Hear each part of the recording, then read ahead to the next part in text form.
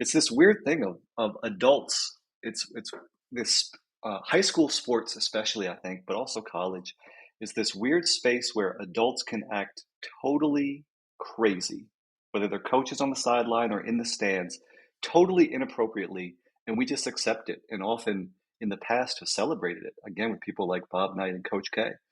So that was who I emulated.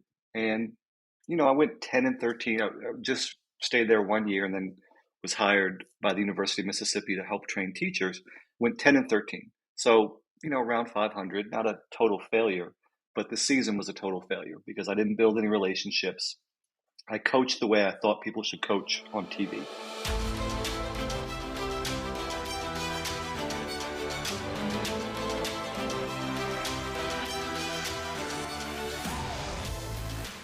Welcome to the Cutting Edge Coaching Podcast, where we believe coaches are some of the most important teachers and leaders in the world, and they deserve to be supported. I'm your host, Luke Gromer, and every week we're bringing you conversations with coaches, experts, and leaders from across sports that will give you practical ideas and strategies that you can apply in your coaching to develop high-performing teams and high-character people. Coaches, I'm excited to welcome Ben Guest and Coach Nick to the podcast. Ben is a former coach and the author of Zen and the Art of Coaching Basketball, a Namibian Odyssey. Coach Nick Hauselman is the founder of BBall Breakdown and a former high school basketball coach.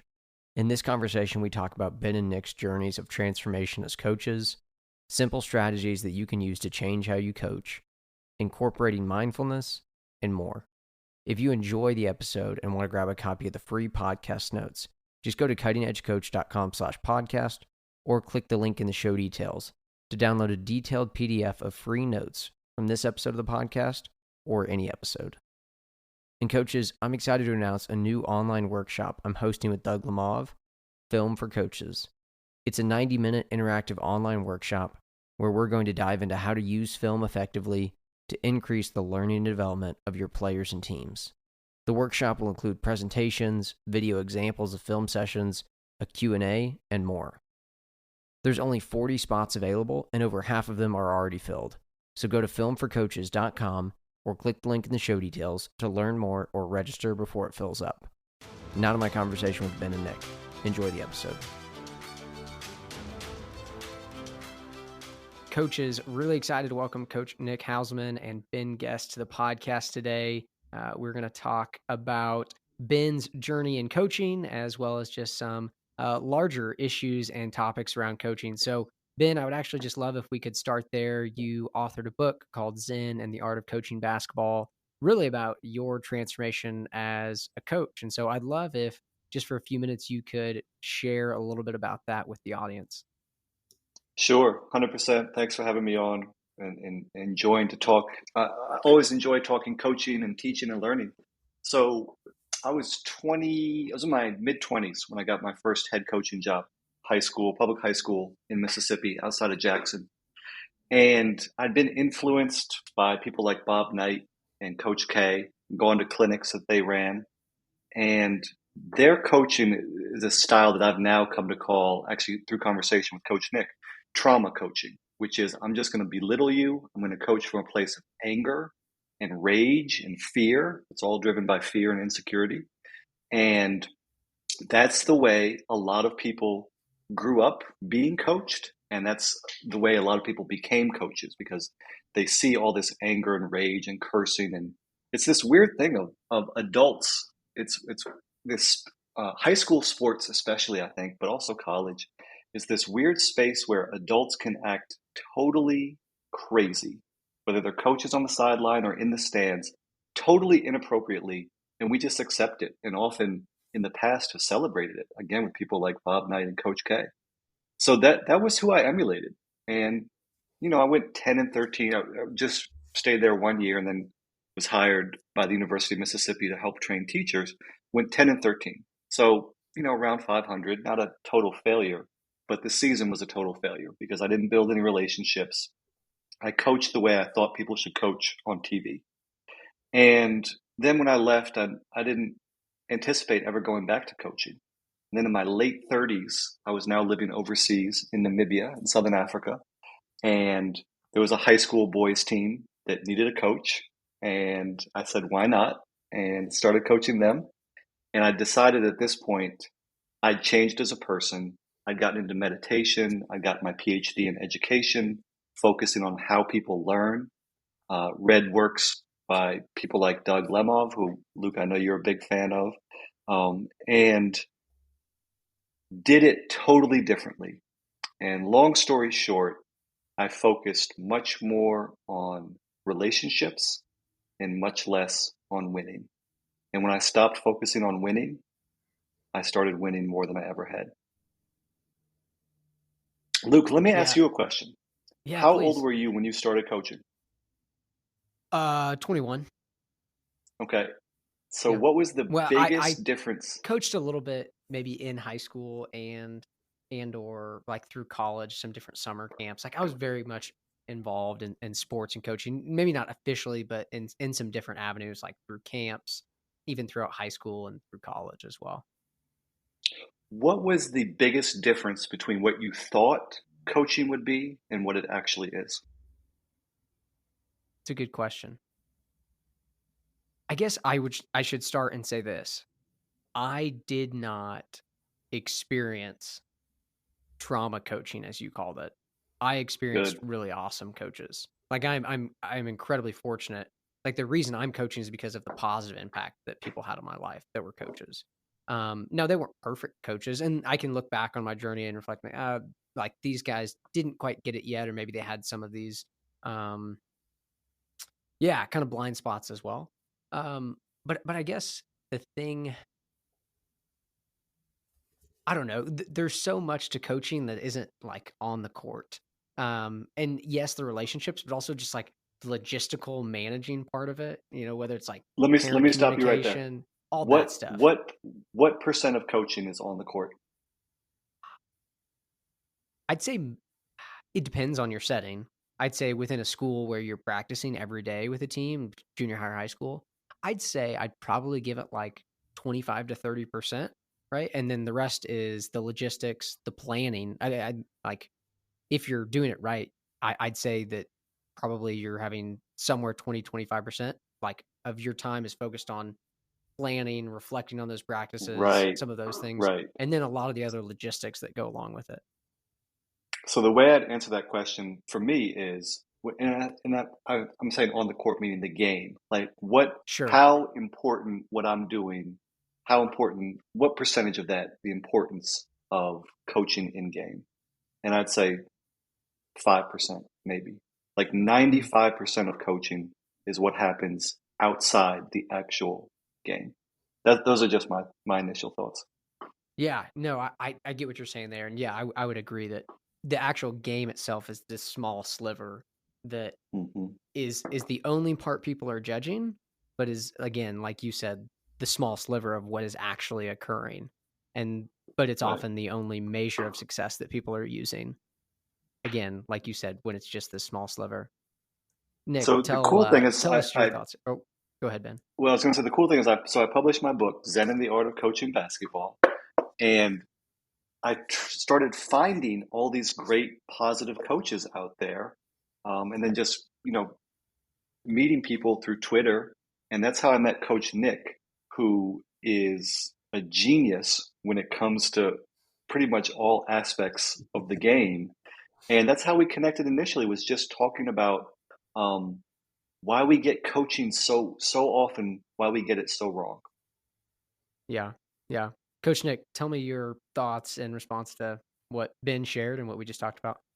Yeah, I mean, I think that I like what you said about how it's the what you're doing during the game, and John Wooden had established this too. He's like he wanted to do all the work beforehand, so he wasn't having to do a lot of things during the game. It's on the players to perform and do their thing, which, by the way, then connects directly to why you'd want to have your players playing as well as they can. Well, how do we do that? And when you understand how the brain works, and when now that we have more, just data and more scientific, analysis of the brain itself, if your goal is to have your players play as well as they possibly can in the game, and you know how the brain works with chemistry, then you would never display such incredible outward signs of anger and disgust and humiliation, all these things they're trying to do. And I think it's that the trauma coaching that you mentioned earlier. Like I had that in sixth grade, sixth, seventh, and eighth grade. And it was worse than anything you would have seen from Bobby Knight or Coach K, because it was as bad as them. But when you're a sixth grader, it's magnified, and the seventh grader and eighth grader. And I had always suspected, and as that kind of coach on the court and always the guy, the student studying in the game, I always knew that there was a better way to do this. And not just like the communication part and the motivation part. It was like just the way that we were running. We would run, we call them guts, but we call them suicides now. We'd run, probably a dozen of them in a practice, maybe minimum. Meanwhile, maybe some of that stuff that, like, the shooting thing that we should practice more, and dribbling, like we probably should be doing a lot more of that stuff while we're running would have been fine. And so I'm sure, the parents were okay with that, because it's going to make a bunch of kids who are, not poor, tough, and they're going to, learn the value of hard work and stuff like that. But that's not the best way to unlock it. And I think that the biggest, thing I'm trying to stress when I get into conversations on Twitter with coaches who refuse to acknowledge what I'm trying to tell them, is that we're not necessarily saying that you can't have success doing it that way. But we should be striving to find better ways, more optimal ways to do this. And coming out of that, that trauma coaching from grammar school, and then getting it to some degree a little bit in high school as well. That's what motivates me. So I envy you, Luke, that you didn't have to really go through that as a player, and then have to unlearn that as a coach, versus with me, it was like I did a lot of those things, and I reverted to a lot of the things that I had been coached the same way. And I shudder to think how I coached the first 10 years as a coach, until I finally kind of made an effort to increase my awareness of the communication skills and those things. Because X's and O's, I felt like I had those down pretty well. But I had made a concerted effort over a number of years to really try and improve, the everything else. And it makes a big difference. Yeah, I appreciate you sharing that, Nick. And like you said, it's even worse because you're in sixth grade, right? Like, you're a kid developing. Like, it's I don't think it's okay to treat adults like that. But a Exactly. child, like, Yeah. wow, Oh, they should really be protected from harm. Like, we wouldn't allow that in a classroom. If it happens in a classroom, like, usually those teachers yeah. hopefully face consequences. But again, it's like in sport, and you alluded to it, it's like for some reason those expectations that society has for how adults treat developing young people doesn't exist. Yeah. And it still should. My coach also was awful with referees, screaming, yelling, berating, the whole thing. And I really struggled with that for a long time. And because it was so completely modeled for us to do that. And then at one point, I can remember he was refereeing a one-on-one tournament that got really heated when I was in eighth grade. Like, and we're all competitive or whatever. It was weird to have a one-on-one tournament. Nonetheless, they were reffing these, and at some point I said, I think you got to get your glasses checked, because I was pissed that I lost, and maybe in the finals of the one-on-one, whatever. He grabbed me by the neck and pinned me up against the cinder block wall really hard. And, it wasn't the first time he'd ever done anything like that before. And I'm sure he'd done it to me. He's a fire bat. I mean, Mike Rice looked like Mother Teresa compared to him, seriously. But I remember, like, going back to the class, a few minutes later or half an hour later, and having a total breakdown. Like, I just lost my, I don't know if can we swear on this podcast? Yeah. No? All right. Well, I lost my SHIT. Yeah, you It can. was just like I had a nervous breakdown basically for like probably 25 minutes. Yeah. Could barely breathe. You know what I mean? I was just like completely crying. And I remember even somebody saying, "Well, he's like, did he hurt you?" I'm like, "Well, I'm not like physically hurt, like I'm bleeding or anything." So I remember someone's like, "So then what's the problem?" Like that was the the response to me. But that was 3 straight years of that, and I'll never forget that in a way that it took me longer to kind of figure out how to get better and be more optimal as a coach myself. But still, that's the kind of shit that should never have happened. And what's so destructive about that, Nick, is, as Luke said, you're a child, and you're mapping the world, and there's this awful interaction filled with rage and violence and the threat of violence, and all the other adults in the building are accepting that. And so the confusion and destructive nature that causes a child, I just think about, I mean, you stuck with basketball how much greatness have we lost Mm-hmm. because people quit or never went out for the team in the first place? Because why do I want to deal with that? Yeah, I was actually having that same thought of like, wow, I'm surprised you kept playing after those things happened. You experienced that. I Yeah, want to that's talk interesting. a little bit But more. that's a bunch of. I mean, most players, Yeah, have, especially our age, Nick and myself, our age, have had coaches like that and kept playing. Or we don't know how many people didn't stopped, but like sure. that's a fairly common story, I think. It's funny. I have no idea why I kept playing then. I really, I guess I loved the game, but I wasn't particularly good at it. I only got good at it like my sophomore year. I was never the best player on the team in the grammar school. I never had an opportunity really to do that. But gosh, that's fascinating. I wonder. I mean, I'm competitive, and I feel like there must have been, that's and also ADHD helps, and without knowing that at the time, but like that kind of stimulation is really beneficial, sports in general. So that must have been part of what the gravity of it was more than anything else. But yeah, you're right. For a lot of reasons, I probably wouldn't have kept playing. And you're right. I would say a huge percentage of the kids at that age simply don't. And by the way, I don't want to make it seem like I'm this saint either coming in here. I can guarantee you 10% of the players who played for me hate me and probably hate basketball. And I feel terrible about that every day. And one player actually did confront me after he had graduated and said that. And I remember being so amazed because that was a player who I kind of liked and he was nice and I never was hard on him. He just didn't get a chance to play a lot. But I clearly didn't give him what he needed either. And it really struck me. And that he was like a 12th man, and I think he knew he was a 12th man, but like I didn't foster that relationship well enough either. So you got to be very on top of it. Yeah, absolutely. I want to talk a little bit. You both kind of alluded to it, but your transformations, your change, and what really spurred it on, and what actually the change looked like in your coaching. And Ben, would you start us off? Sure. And as Nick is talking about being competitive, right? As coaches, we want to win. And I think that's also part of the problem, right? As a society, we celebrate winning at almost all costs too much. And the huge irony of this, as I said at the top, is when I stopped caring about winning as much, I started winning more than I ever had.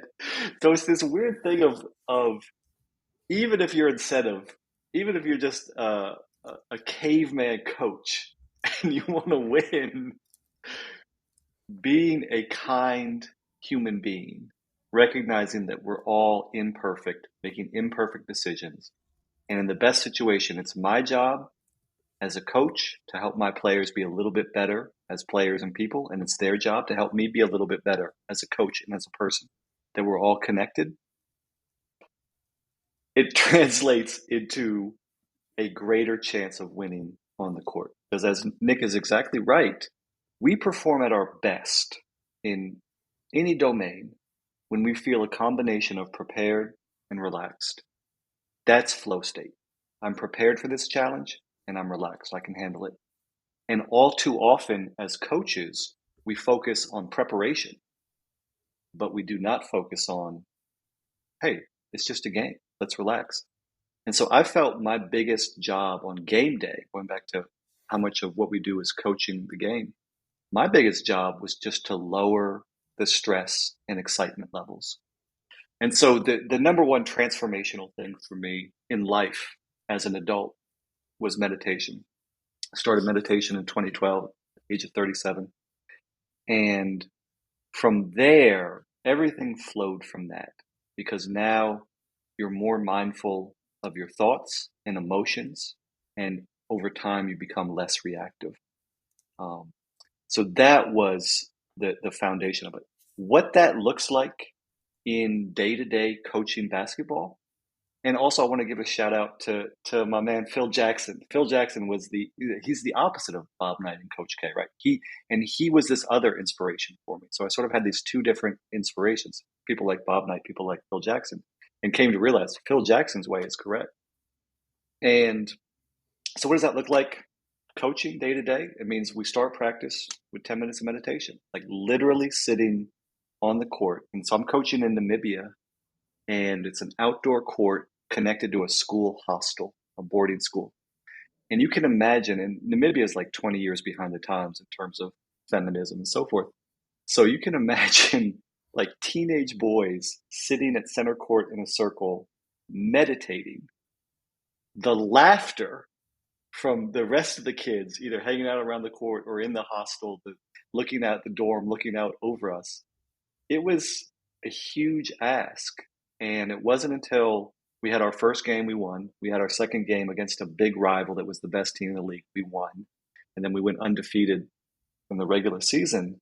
It wasn't until that second game that we won that the players really, like, we looked around at each other in the parking lot afterwards, kind of huddled up, and they were looking at each other like, this shit works.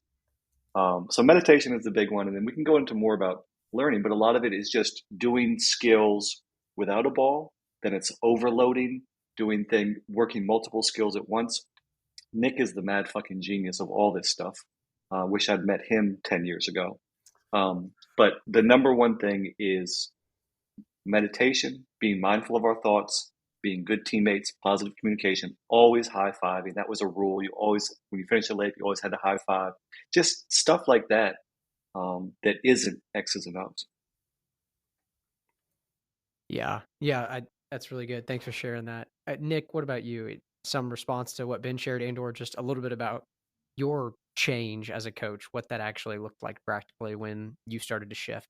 Sure. I mean, everything I love about Ben, I get goosebumps when he starts talking about Namibia and that team, because I read the book and I know what the outcomes were. And it's exciting because having already kind of gone through that journey too, I kind of knew how the book was going to end and how these things tend to end, even though, you could say, oh, well, he's writing a book, he can make it end the way he wants and whatever. But this is real. It really is. It's almost like Ted Lasso is a guilty pleasure of mine, because, of course, there you can create whatever result you want because you're writing the damn script. But we all know, the ones who do know that does work. And it's like, let's have some more validation, and hopefully it'll influence more people. So, based on how I describe I was coached, I was that guy who was on the ground at any minute, at the most, as much as I possibly could, to dive and to go. I have smoke coming out of my ears and play as hard as I possibly could. And, I had a hip replacement by 37. This finger is never going to straighten. I can't throw. I can a little bit, but I really, I couldn't really throw that well anymore. All because, that was what was taught. Like, you need to play as hard as you can. You have to pretend that Bobby Knight is watching you at every minute of the game, even though you might not have the ball. And, what you realize is, like, you can't shoot the ball harder. Right? There are a lot of skills you can't do when you are playing as hard as you possibly can. And the best players are the ones who never are on the ground. They stay on their feet because that's what makes them the best players. So I had this one desire as I took over this big high school program in 2010, was I wanted to finally raise the skill level enough of players across the board, so we're not just doing the thing where it's like the one person shoots and the other person gets the rebounds, the other person never shoots unless you're like wide open in the basket. I did not want to do that at all. I knew I wanted to raise that. And so part of that, though, is the communication, and it's not just the X's and O's of the game. So I actually had gone to the Sloan Sports Conference for a few years as part of my thing covering the NBA for BBall Breakdown. And I ran into a guy named Art Rondeau, who's on Twitter, and he was a disciple of Tony Robbins. And you can imagine, for whatever the little giggles you might hear in Namibia when they're on the circle in the half court doing meditation, Tony Robbins, you mention him and people think he's a joke too, right? And they don't want to take him very seriously. Now, that said, this guy is the world leader in what he does in motivational speaking and teaching people how to do, how to communicate in different areas, it doesn't get into sports yet, very untapped. But anyway, the point of this is, so Tony Robbins is this guy. Art was a disciple of his. And I said, you know what, give me something from neuro-linguistic programming that you can help me with basketball specifically, because all I'd ever heard from that, very little I did, was about, corporations and the workplace. So he told me, he's like, try this. He said, pick a word or a phrase. And don't use it all the time, but every once in a while, when something really good happens in a practice, stop the practice and then say that word or that phrase. So that year, it was when the song, and Ben, you remember this story, right? I think I told you this story, right? Yeah. That year, Gangnam Style was the song that came out. Everyone was going crazy about, right? I forgot the guy's name from Korea, right? Anyway, I'll figure it out. Anyway, so, at some point we're running our practice, and I have a lot of time before the season starts, and I had this in my mind to prep this. So, a high post pass, bounce pass, backdoor, layup, blow the whistle. That was Gangnam Style, right? And they're all laughing at me because I'm mispronouncing it, whatever. And, every 4 or 5 days or whatever, I'd sprinkle it in there. And then, cut to we're playing, the big rival. We have a home and away every other year, against the big rival. And it's always a good game, no matter how good the team is or how bad the teams are. And we're down, it's halftime, and I'm trying to figure out what to tell them to get them, to kind of change the whatever. So I finally, they're all sitting there. I'm like, you know what we need Gangnam Style. I swear to God, they all sat up, their eyes wide, they smiled, and we went out there and just went on a huge run to start the third quarter. And, people might not believe me, but that really did happen. And I almost felt like I was cheating. So the point of this whole conversation, forgive me for taking so long to get it out, but the point of it is, just like doctors learn bedside manner, and they have to learn bedside manner. They actually have a whole curriculum about this.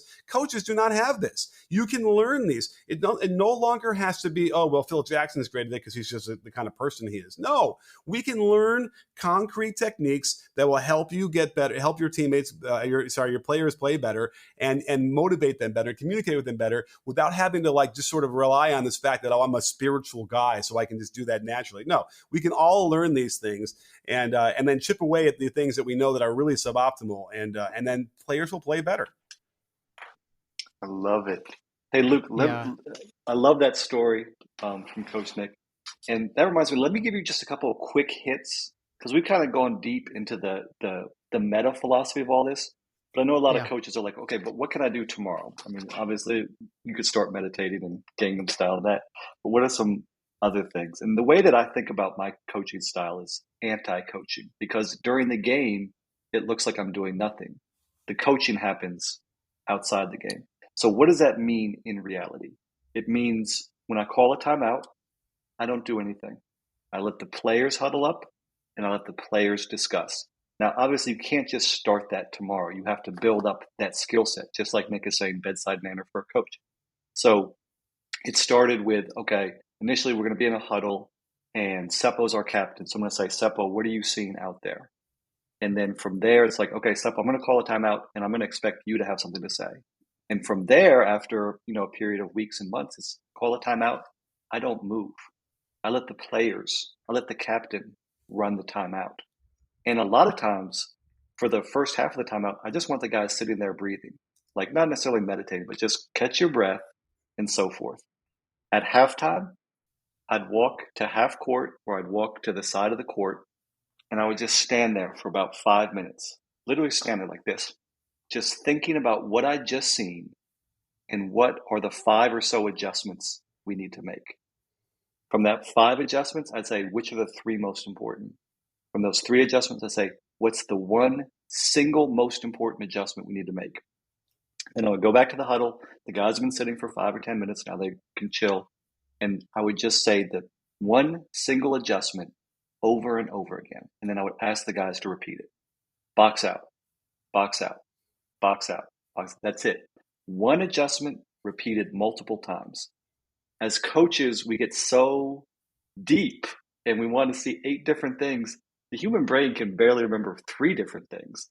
And teenagers in the midst of competition might be able to remember one thing, maybe, right? So that's another thing. During the games, I almost never stood.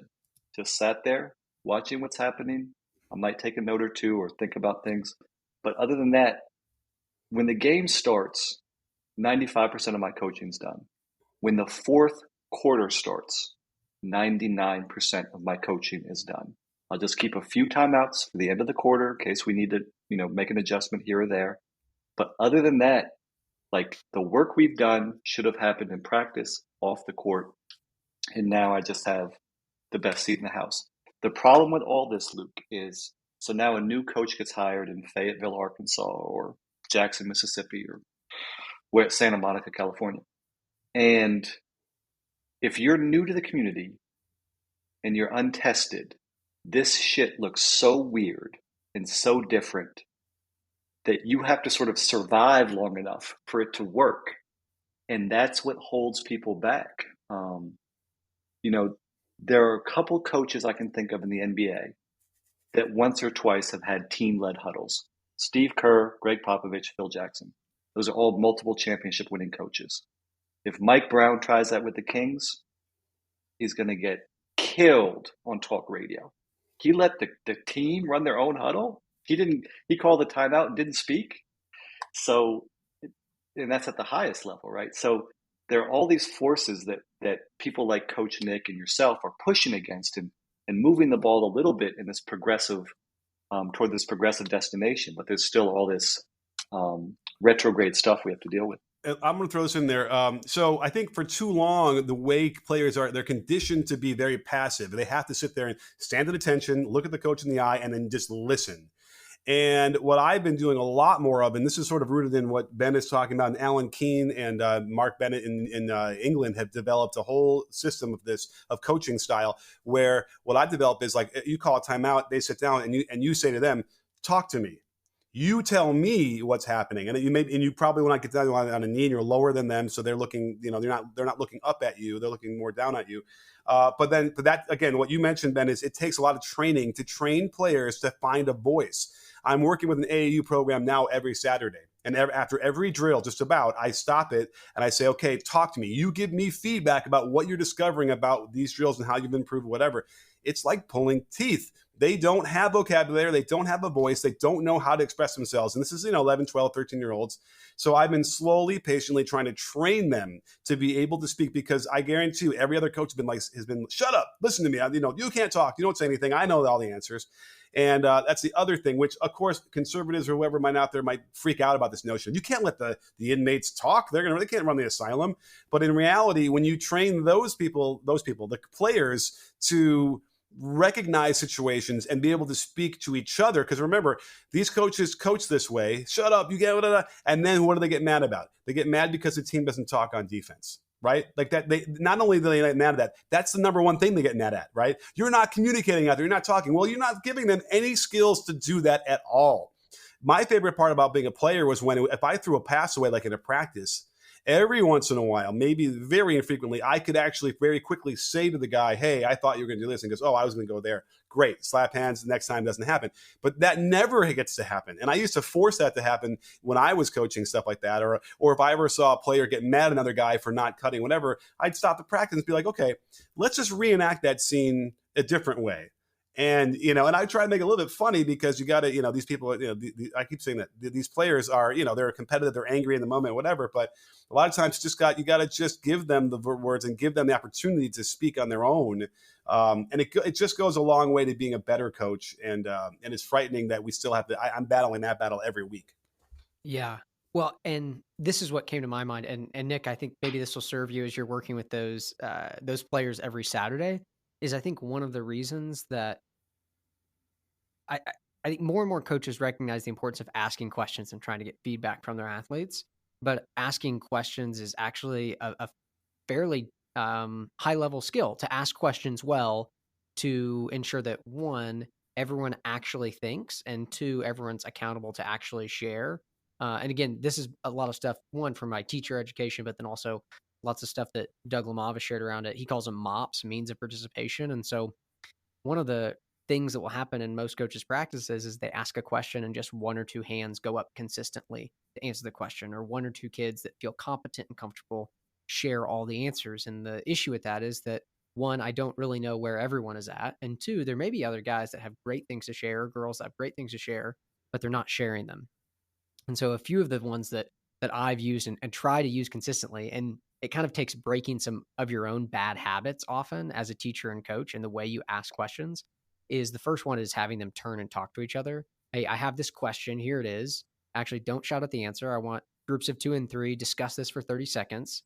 And then the other one that I think is just really powerful that every coach should be using is, Doug Lemov calls it cold calling, or calling on kids randomly, and telling them, hey, I'm going to call on you randomly.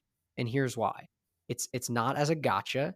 It's because I know all of you have things to share, and because the reality is our sport requires you to be engaged mentally at all times, and I want you to as well.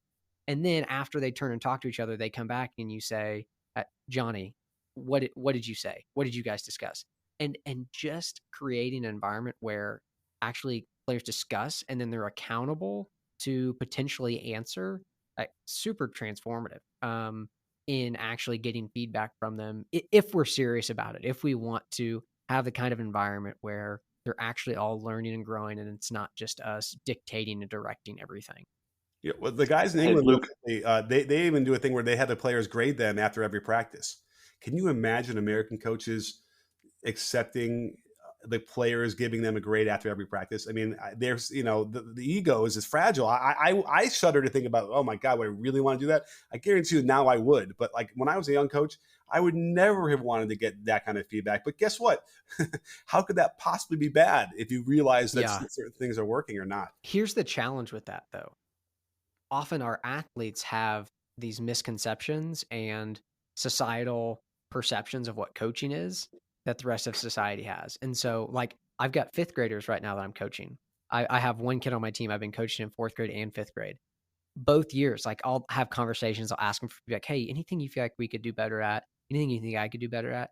Both years, he's like, I think we should run more. I'm like, why? Right. Yell at us more. You need to curse us. Well, when we're not, making shots, we should run. I'm like, I don't think that's going to help you make more shots. Like, he's like, yeah, well, just, and so that is one of the challenging pieces too.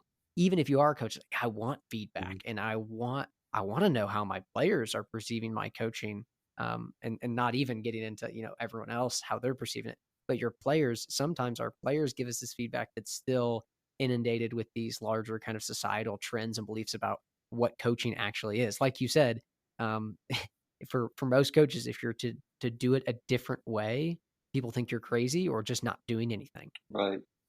Hey, and Luke, you touched on something. I know we need to wrap up, but you touched on something that's so important. I want to highlight it. And this is for not just the coaches out there, but for all the teachers, parents. This is the key fundamental concept for how we learn. So I have a PhD in education, and I trained teachers for many years. So this is my bailiwick, as it were. And you mentioned asking questions and waiting. So when we learn something, we're grooving a new neural pathway. And the absolute key to that is the first few times we drive down this neural pathway, it's slow because it's new knowledge and we're not sure how to get there. We're not sure where the right turns and left turns are and the potholes and so forth. So the biggest mistake that new teachers and new coaches and even veteran teachers and coaches make is they ask a question. Let's say I have 12 players. Luke raises his hand first. I call on Luke right away. So I ask, what's the swim move, right? That's a low level question, but whatever, for example, what's the swim move? And the most important thing I can do at that moment is just wait, because now everybody's searching their memory, driving down their neural pathways. Okay, what's the swim move? This is a new concept that we've learned. I need to recall it. As soon as I call on Luke, what does everybody else do? They stop thinking. Yeah, you're right. Exactly. Thinking. The wait time is so key. I'm glad you mentioned that. Yeah, it's huge. And that is super hard and uncomfortable. Again, it's like as teachers and coaches, we have to break some of our own bad habits. I would say record yourself. Like, the film doesn't lie here. You'll watch yourself coach. Like, I've been doing a lot this spring. It's like, oh man, that was brutal. Like, only one kid was even engaged there, or only a couple actually. And one way to take that even further is to say, and these are like little teacher tricks. Like a question teachers ask at the end of the lesson is, are there any questions, right? And the societal pressure of the classroom is no one say shit. We want to go to recess, right? And so one trick to overcome that is to say, okay, before we go to recess, I need 3 questions on the lesson we just had. So now the pressure is we need to ask questions before we can go to recess, right? Yes. That's just another little trick there. Yeah, really good. Well, I usually ask 3 rapid fire questions. I just have 1 rapid fire question for each of you. My answer is ball bearings. Let me whatever it is. I have a feeling there might be coaches out there that are like, I don't want to hear all about this, the psychology, whatever. Can I throw something out there for shooting? Might as well do that for him. Okay, because shooting obviously is a huge part of the game. We're moving forward to that. I'm just going to throw this out there. The dip. Do not teach your players not to dip, please. Let's erase this myth. I think I've won this battle, but I'm still trying to make sure. And then the real interesting tip that I discovered from this, and this is actually related to a football thing that I had heard about from a coach who was doing, creating all these awesome quarterbacks in college, was he wanted the speed of the arm going back to equal the speed of the arm going forward on his, when the quarterback's threw it, which is a lot like if you can picture Dan Marino, the quick release that no one knew what he was doing. They just called it a quick release. Well, Dan Marino's arm going backward was the same speed as it was going forward. So it's this really great rhythm. Well, it's the same as the dip. The dip going down should be equal to the speed of it going up. And that rhythm, and that's the source of the power, not the legs. So there's a lot of myth around how we teach shooting and what shooting is and what players are conditioned to believe. And it's not the case when we study frame by frame and what's going on from the best shooters. So there's an actionable thing where you can be watching for it and make sure that rhythm dip, most guys, when they want to do a 1-2, will catch the ball, bring it down below their waist or whatever, which is fine, but it stays there for a minute while they're waiting for their right foot to come forward and plant and then jump. No. Hold it where you catch it, and then time the bottom of the dip to the 2 to the 1-2, and you'll notice that rhythm dip down up that same speed will unlock everything for everybody. I'm telling you. So there's a nice piece of shooting that people can really benefit from. I love it. And just to add one more thing, that one of the reasons Nick and I get along so well is both of us, and Nick, I mean, to the nth degree, is always questioning, why are we doing it this way? And so I think as coaches, that's a key skill that we need to develop. Always asking, why are we doing it this way? If this didn't exist, how would we do it? Yeah, I just interviewed Dan Abrahams, or shared my conversation with him on my podcast, a sports psychologist in England. And he loved this phrase that I loved. He just said, coaching is essentially a mini experiment every day, every second, every moment. Like we should be trying things and learning and growing. And I love that framing of it. Here's my rapid fire question for each of you. Nick, you go first, and then Ben. I know I'm successful as a coach when. When my players are, I guess I want to say when they play with the rhythm. Is that a right answer? Is that enough of a description? Hey, I want them to have. I want them to have their favorite song in their head while they're playing. Yeah, they're in their flow state, that they're flowing. Yeah, that's it. Yeah. That's it. That's good. Ben? I love the question, and I have my answer came right away. So I'm just going to set it up a little bit with the book I wrote. It's about this experience. So I coached this high school team. We went undefeated in the regular season, went to the high school championship in Namibia, and lost a heartbreaker. And then we took the 5 graduating seniors and we created our own professional team in Namibia's professional league. And during the regular season, we went 500. And then in the playoffs, well, you just have to read the book.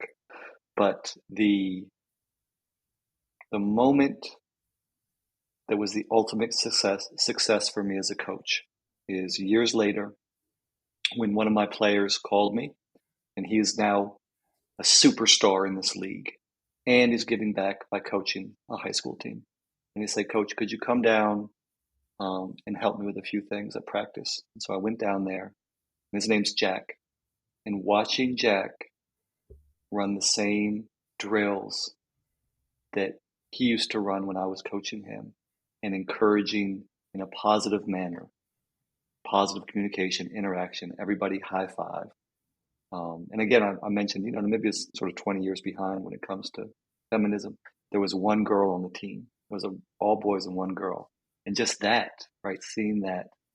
And, there's a quote that I love, and I'm sure you've heard this, probably both of you have heard it. People will forget what you taught them, but they'll always remember how you made them feel. And I mentioned that to Jack, and he said, yes, Coach. And I saw that that's what he was doing. And I got in my car with tears in my eyes, drove away. Yeah, that's special. Thanks for sharing it. Well, before we hop off, Nick, you go first. Where can people connect with you? And then Ben, you follow it up.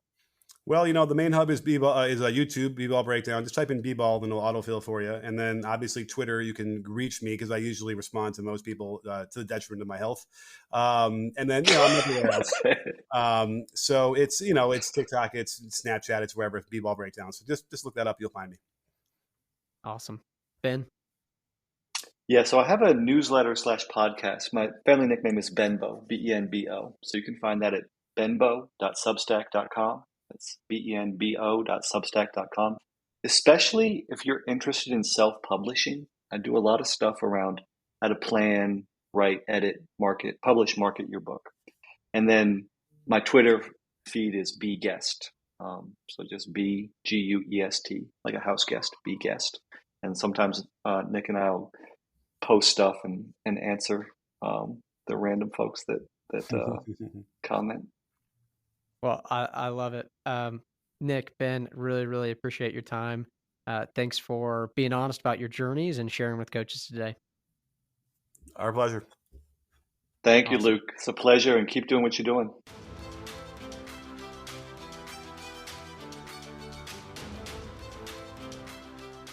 Coaches, thanks for listening to this episode, and thanks to Ben and Nick for joining me.